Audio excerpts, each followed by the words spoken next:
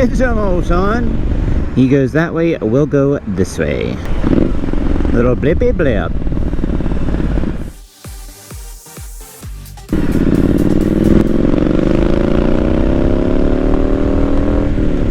Good morning, my fellow two-wheeled enthusiasts. Welcome back to the channel. Welcome back to another motor vlog with me, myself, and I.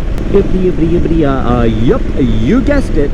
With the Gentleman's Mental Health Awareness Ride coming up in about a month, I wanted to have a little chat with you about whether or not riding motorcycles is the new therapy, and really, furthermore, if it can actually make you happy.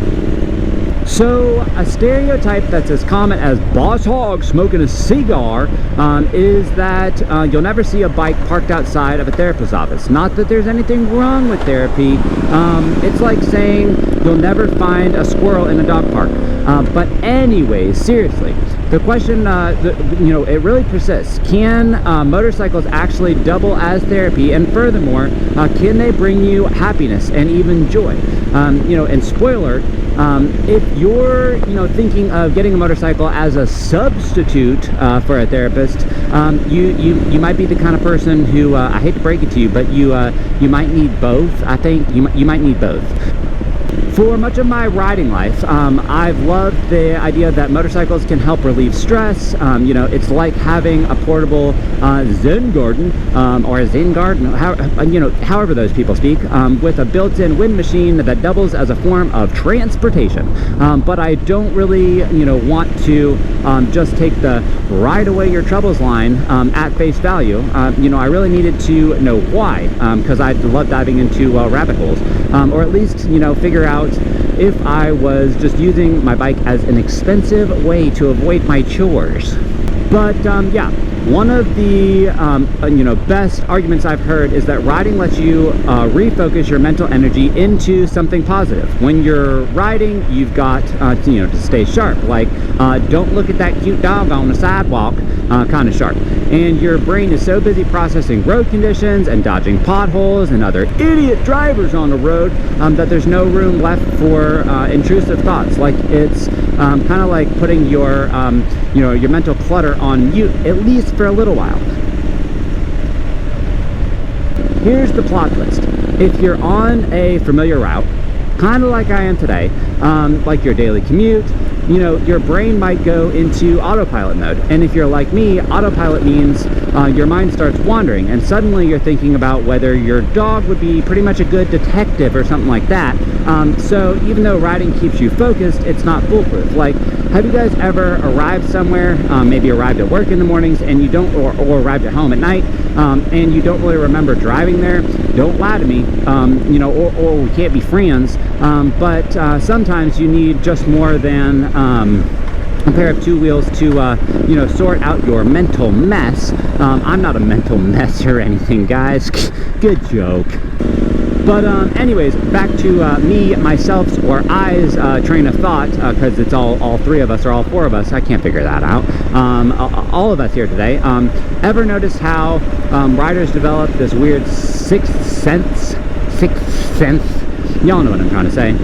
It's like we have a built-in danger radar that goes off when there's a pothole, or one of those suicidal squirrels that's kind of running out in the road, and you're like, man, don't do this, don't do it, and then they dart off at the last minute. Like, boys, well, I mean girls too, everybody, all inclusive. This constant scanning of your surroundings doesn't leave much room in your mental capabilities, or at least mine, for worrying about big presentations at work, or the fight that you had, or even if you're really craving or what you're craving for dinner. But let me guess, it's probably burgers, isn't it? Like, it's not magic, it's just survival mode with a side of wind in your face. Anyways, on to something that makes me scratch my helmet like the Stig on big wheels, or on a big wheels. A study from a university, I'll put the link below, who took 60 riders and split them into two groups. One group took a cognitive test while listening to motorcycle sounds, and the other group listened to boring lab noises. I don't even know what that would mean, but maybe like flickers and pops and you know, buzzing of a refrigerator. I don't know. Anyways, you know, you guess what happened? Can you guess? I can't, or I can. I don't know. Yep. Anyways, you were right. The control group, listening to the lab sounds, did way better. It turns out that the motorcycle sounds might have, you know, slightly distracted the riders. You know, who would have thunk? It's like you're, you know, trying to work and your neighbor's revving his bike engine for the 17th time that morning, and your brain's like, focus on what? Squirrel! But the takeaway is that motorcycles can give you an incredible sense of freedom.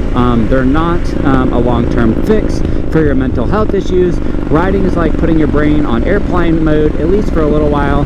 It's great, but as soon as you come to a landing, all your notifications come flooding back to you when you turn your phone off of airplane mode, or your brain off of airplane mode. That would be a cool little, you know, Elon Musk. You got this, bro. You can figure it out. So anyways, while you know, bike ride can clear your head for a bit, don't expect it to be a permanent solution. You know, you gotta, you know, work the problem, you know, like Gene did in Apollo 13. Speaking of which, when I see, you know, posts that say just buy a motorcycle and all your problems will disappear, bro, I want to reach through the screen and shake them, saying, nope, Matthew, did you do this? Is it gonna work? Nope. Some of you guys might get what I mean. Also, like in the winter, when you can't ride, or when your rides are limited to weekends in the middle of the day, I even start feeling like you know, a bear in hibernation, you know, and my mood sinks lower than you know, the pit in my stomach when I go out for a ride and my gas light comes on miles away from the Costco gas station. Trying to wrap things up here, trying to wrap my thoughts up here. I'm a little slow. The motorcycle community is a giant and welcoming friend group. No matter what sort of riding you like to do, you know, you can find riders by going to biker coffee shop. Shout out to Pop's Coffee in Roswell, Georgia. Or, you know, you can find fellow riders on Facebook, or even try motovlogging like I did. But you know, I guess when I really think about it, it's mostly me, myself, and I riding, but I feel like you guys are coming along for the ride. You know, you feel like it too sometimes, right? Yeah, leave a comment below if you do.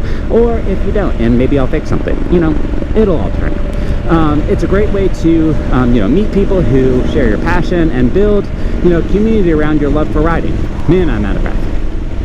Plus, you'll get to share your adventures with others who appreciate your tales of motorcycle misadventures and triumphs. No pun intended, this little triumph here. Scrambler 900 shout out, nice sucker, it sounds real good.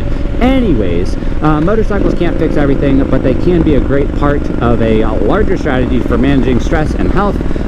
Anyways, just like that, and yeah, anyways, again, yup, you guys know me. Just like that, this video is, you know, and my small little rant is over, and I am out. Cheers.